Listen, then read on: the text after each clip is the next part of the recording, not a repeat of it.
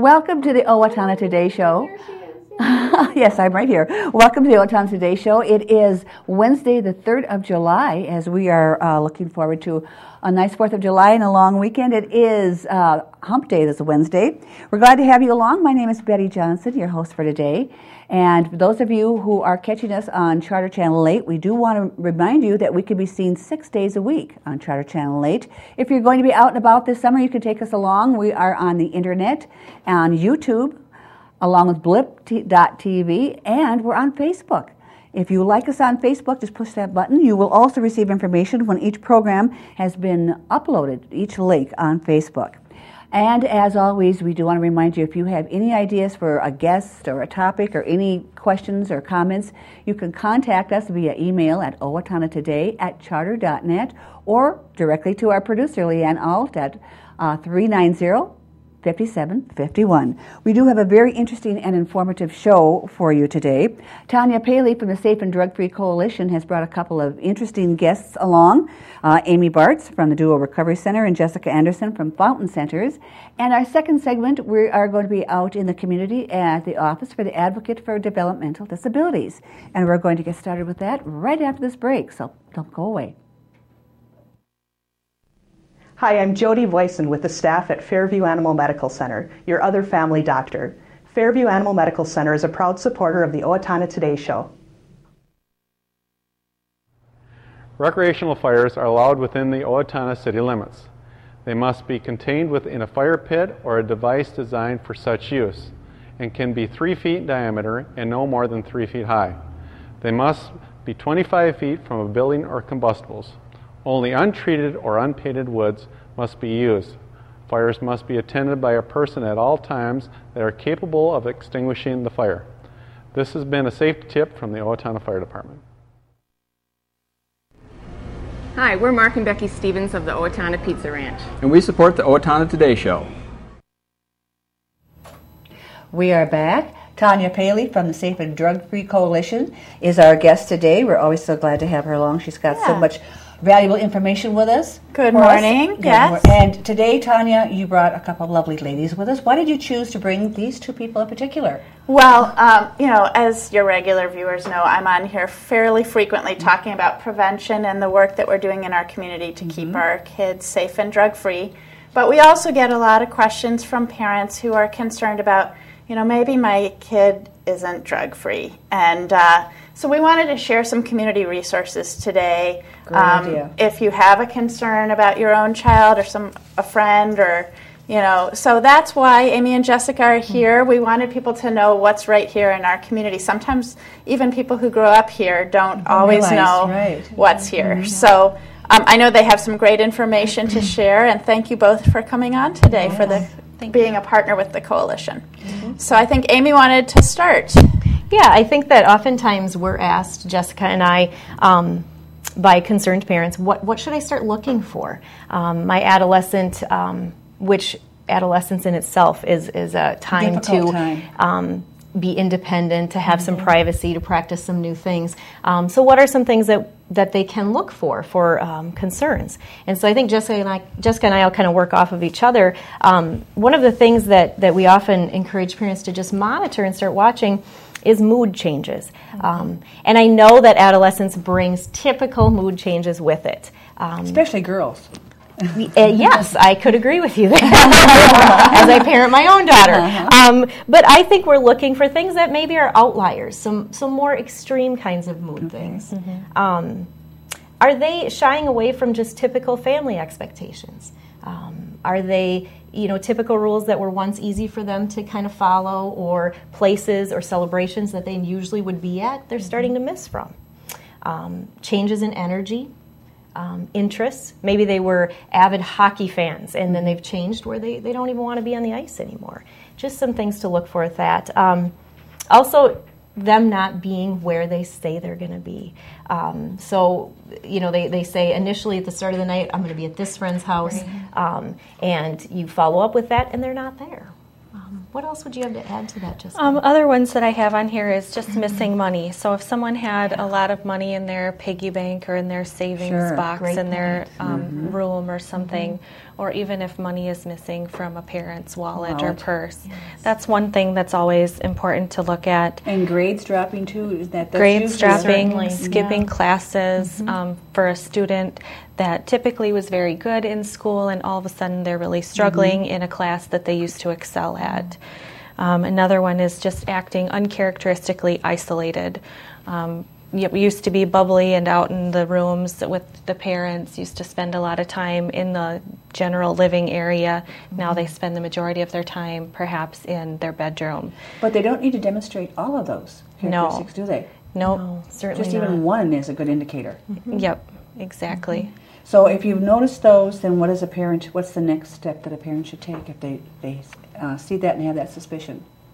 I think opening up a conversation about that. I think sometimes we're scared as parents if I bring it up and it's not happening, maybe I'll give them an idea. Right. But trust us, you're not giving them any ideas. They're socialized with peers and, just bus rides alone give them lots of experiences. So I think having an open, engaging conversation, and I think the key, too, as a parent, is to keep your own emotions in check. Hard. It's a very big challenge. So just managing your own emotions during that conversation. I think it's oftentimes, too, you're likely to try to lecture. And those usually don't end up in win-win conversations that keep things rolling, at least not in my experience. I also think it's okay to set clear expectations. Now, you're from the Duo Recovery Center. The Dual Recovery Program. What is the function, basically, of your center? We provide dual diagnosis outpatient treatment. Okay. So what that means is we provide treatment for people, adolescents and adults. I'm here specifically for adolescents, but that struggle with substance use and behavioral health concerns, whether it's ADHD, depression, some oppositional kinds of issues.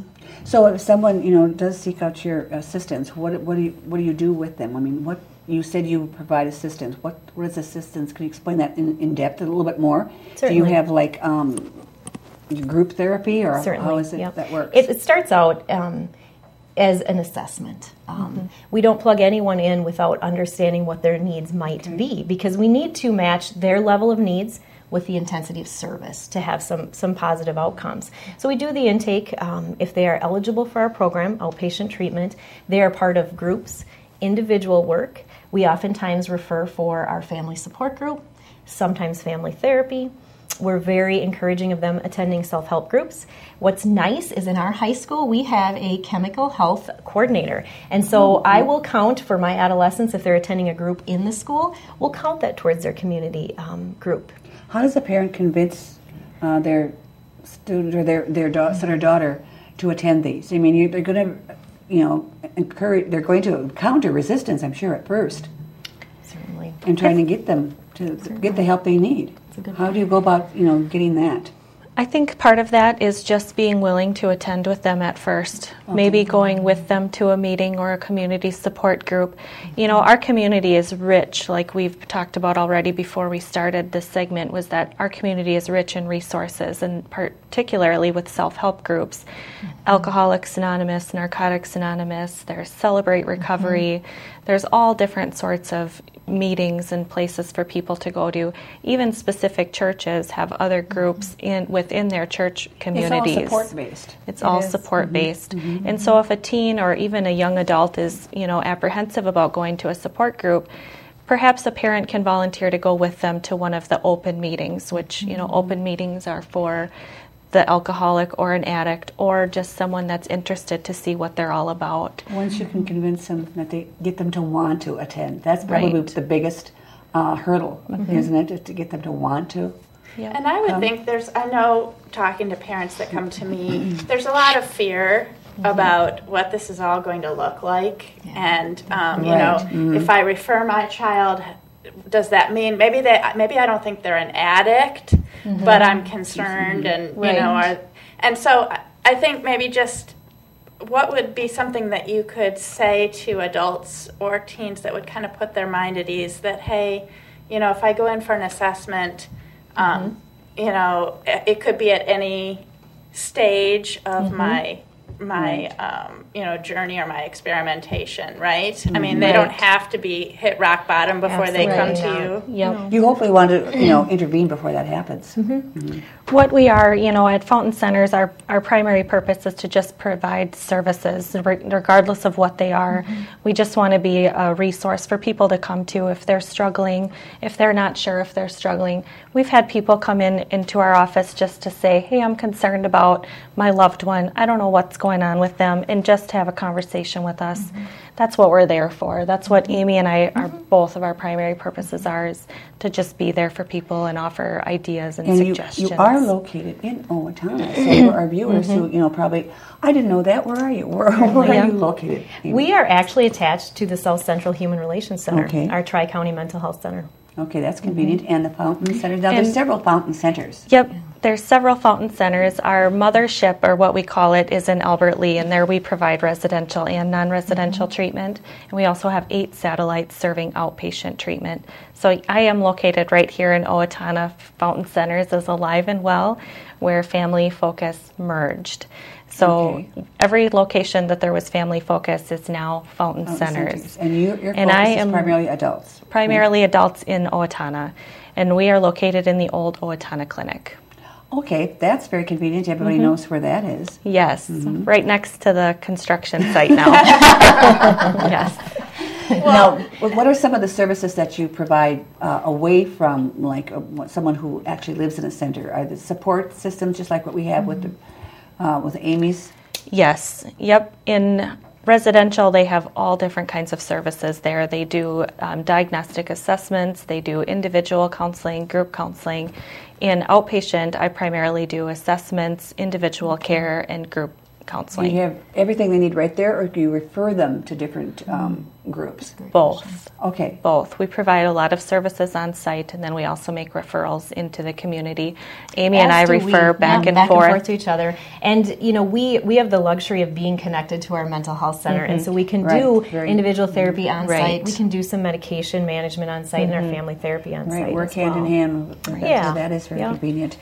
Could I just jump in? Yes. One thing that I thought was really interesting, again, we were kind of talking about this off camera, is I had asked Amy about marijuana, and maybe, Amy, if you would be willing to share, I just said how many of the teens that you're seeing either started out with marijuana or that's their primary. Definitely. I did a quick snapshot, and we have 12 adolescents enrolled in our program, and currently 84% marijuana is their primary drug use. There you go. There. Statistics speak louder than words. Yep. I think it's important for the community to hear that, hey, our teens using marijuana, that can be a real problem. It's That's not. Where it starts. Yeah. Well, I wish we had more time, ladies. This is such a valuable topic. We need to spend more time discussing. But you can always come back for that. Hopefully you will. Sure. Thank you for joining us today. It's been very informative, and I'm sure Leanne had the information uploaded on the screen. So if they need to contact you, Yep. Thank you for inviting us. You're very welcome. When we come back, we're going to be checking in with the Advocates for Developmental Disabilities. So don't go away. Hi, this is Dave Efforts with TPS Insurance, and we are proud supporters of the Owatonna Today Show. I didn't just want another job, I wanted a career, so I expressed myself. I was new to town and I didn't know where to turn for a job, so I decided to express myself. I decided to express myself, and they helped find the right career for me. Express Employment Professionals is in contact with thousands of companies in need of quality employees. Come in now and get the job you deserve. Express yourself today.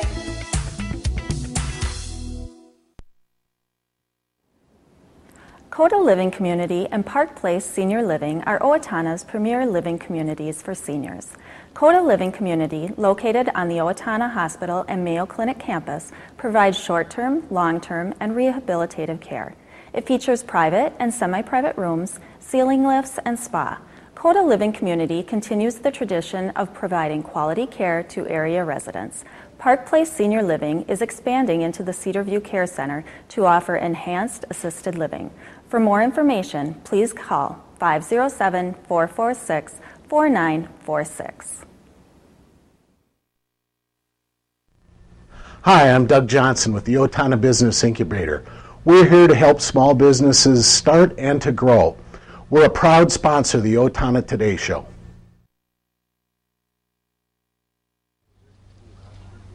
Hi, I'm Ron Clancher with Clancher & Son Landscaping and Concrete. We support the Owatonna Today Show, and so should you.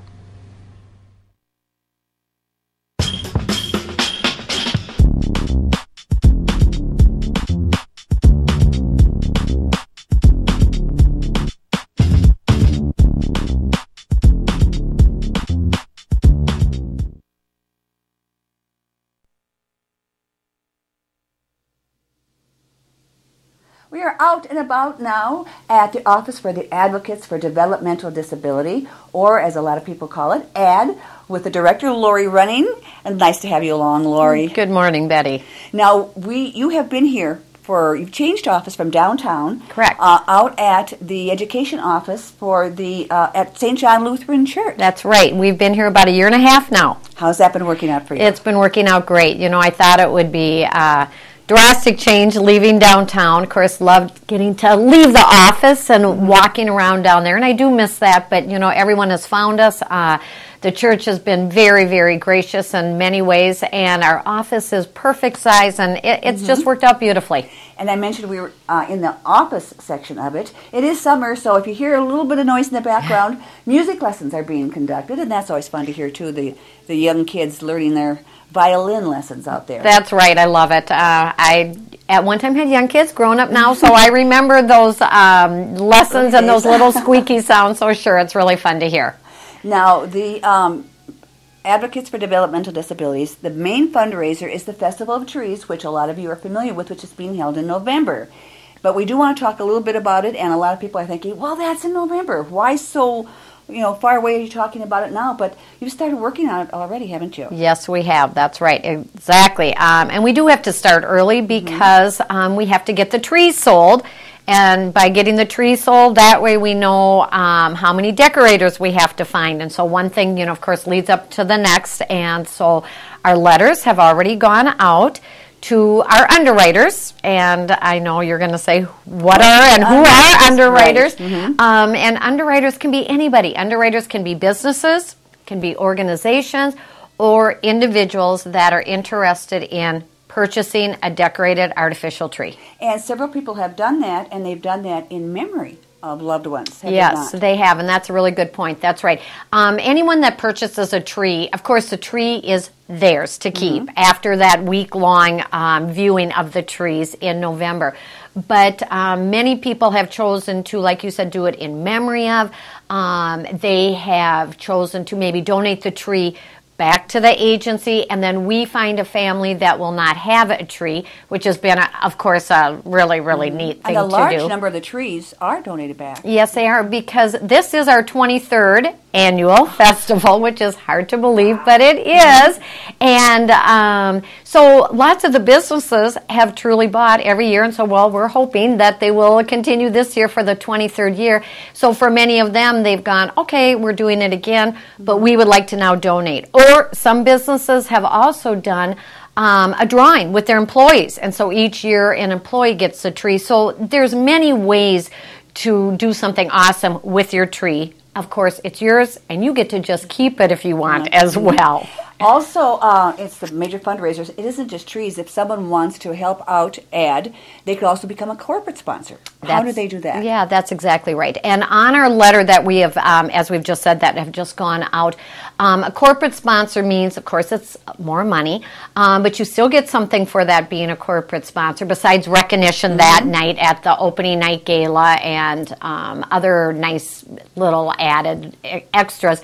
But depending on your amount of sponsorship, you get a decorated wreath.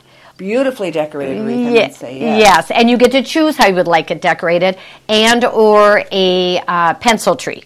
So there is something that goes along with being a corporate sponsor, too. Now, someone might ask, why are you sending these letters out so early? I mean, it's June. Right, and it is June, and I know, and of course, when I started this, it was pretty easy since the weather has been not our typical beautiful spring and summer. Yes. It's been a little bit easier, but by the time the board starts calling, doing follow-up calls, it will be in the beautiful 80s, and then it is a hard time to do that. But we need to do it for two reasons. First reason being that we are a United Way agency, and so our initial call has to be before the kickoff for United Way to honor our agreement with them. And our second reasoning is because we have to know how many trees are sold so that then we can start finding all of our decorators. So we need plenty of time to do all of that. And that brings up another topic. It's a lot of fun to be a decorator. Some people say, well, I'm not a decorator. I don't know, what to do. But if you've decorated a tree at your home, you can decorate a tree for ad. That's exactly right. And there's so many awesome themes. And if you've been out to see the festival, you see all of the very clever, very creative ways to decorate a tree and just very beautiful traditional ways. You do not have to come up with something that is so unique. It can just be a very, very traditional holiday tree. And I do want to say one other thing. I know very many, I don't think that's even the right language, but many individuals have said, we want to help your agency. We love what you do, but we can't afford a tree. We certainly can't afford to be a corporate sponsor, but is there a way we can help? And yes, sending a monetary donation is wonderful, always helpful for us, because we put that towards our festival, but of course then we use that for all of our programs. Or they can specify if they want to be used for different programs. They can, and some have been very specific that they do want it for a program, and then it's put right into that place. And speaking of programs, I'm sure Leanne can get a shot. What we have back here, if someone isn't familiar with, we have these very colorful and wonderful puppets, which is the focus of one of the main programs for the Advocates for Developmental Disabilities. Who are these people here? That's right. Well, they are and I like you saying people because they do think they're people, and we do feel like they're people. These are the cool kids on the block, and they are represent our disability awareness program, and we are out and about with them at all of the schools. We also go to organizations that ask us, and I can quickly introduce some if I have a minute, but way over there to the left, hiding in the back, is Marcus, and then we have Rosa, Molly is right here, Kirby, and then Tang is right here. And Tang is usually blind, isn't he? Yes, Tang is blind, and that's why he usually wears his glasses. And Molly? Molly is wearing leg braces. I'm not sure if people can see her leg braces. So Molly has muscular dystrophy or cerebral palsy. So she always has on her leg braces.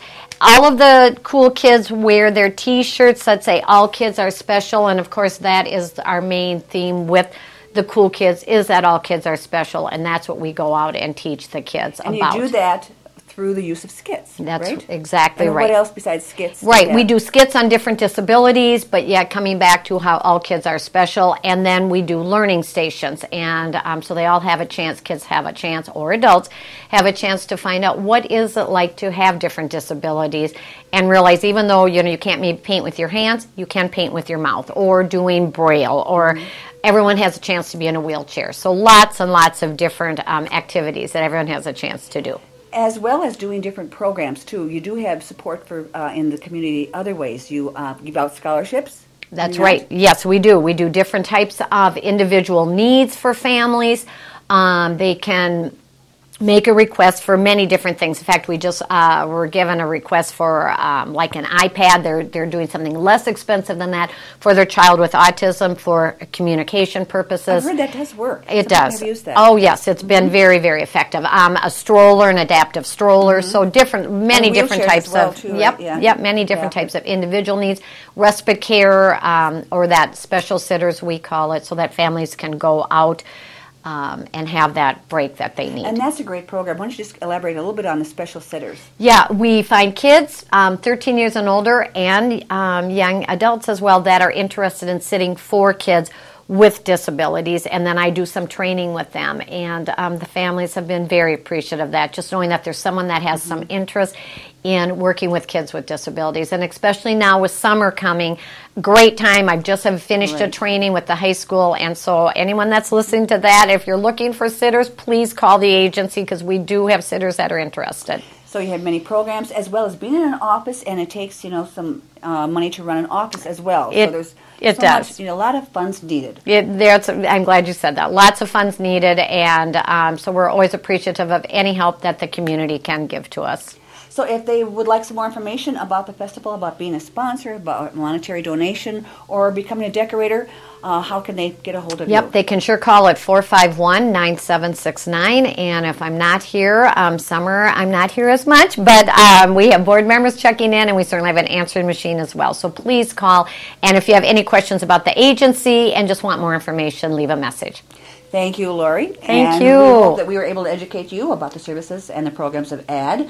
Out and about for Owatonna Today, Leanne Alt, I'm Betty Johnson. Hi, Warren Abraham, Abraham Consulting Technologies, your one-stop technology shop. We support the Owatonna Today Show. Owatonna Public Utilities, real people, real reliable, real progress. Making life a little easier day after day, taking pride in our community, listening to what you say, a voice you can talk to. We're growing with you in mind in everything we do. Owatonna Public Utilities. Hello, I'm Sean McNulty. And I'm Deb Gillard with Brookdale Senior Living, Sterling House, and Clarebridge of Owatonna. And we are a proud sponsor of the Owatonna Today Show. We are back, and we do want to remind you that if you go to the Steele County Fairgrounds tomorrow night to watch the fabulous fireworks there, they do cost money, and there'll be people out there asking, naturally, for some donations so that they can pay for next year's fireworks. If you aren't out at the fairgrounds and you'd still like to make a contribution to keep those fireworks flying, you can contact John Havelka at 456-0945. That number again is 456-0945. It's John Havelka if you want to contribute to the fireworks. Art Paths is going to be having classes coming up at Art Camp. First Art Camp will be July 9th, 10th, and 11th. That's a Tuesday, Wednesday, and Thursday. The sessions are in the morning at Kaplan's Woods, and what they do is they develop ideas for public art along Owatonna trails using pencil, pen, charcoal, and color. Also, there's Art Camp 2, and there'll be an Art Camp 3. For more information, you can contact Michael Greiner at 456-9299. That's 456-9299. And with being in July now, that means coming up in August, the Steele County Fair is just right around the corner. And for those of you who would like to enter some exhibits, they do have the fair premium books are now out. You can contact them at the fair office to pick one up. They're also at the Chamber of Commerce, along with the Steele County Banks, Public Libraries, Kotke Jewelers, the 4-H Extension Office, the studios of KRFO and Cows, Let's Ride Tack and Apparel, Krause Livestock and Sinatra in Hope, Steele County Administration Building, Anhorn's in Medford, and Triumph Graphics. The premium book is also available at their website at www.scff.org. scff.org. Parents' Night is coming up July 12th. Owatonna Park and Rec weekend out. They're going to start with a movie in the park. This time it's going to be Zookeeper at Central Park at 9 o'clock, and with activities starting at 8:30, pre-movie activities for the kids. That is going to do it for our Wednesday show. We hope you have a great 4th of July. Coming up on Friday, we're going to be talking Historical Society's extravaganza. It's that time of year, as well as a fair preview. That's coming up on Friday. So we hope to see you back then, and have a good 4th. For Leanne Alt, I'm Betty Johnson. This is the Owatonna Today Show.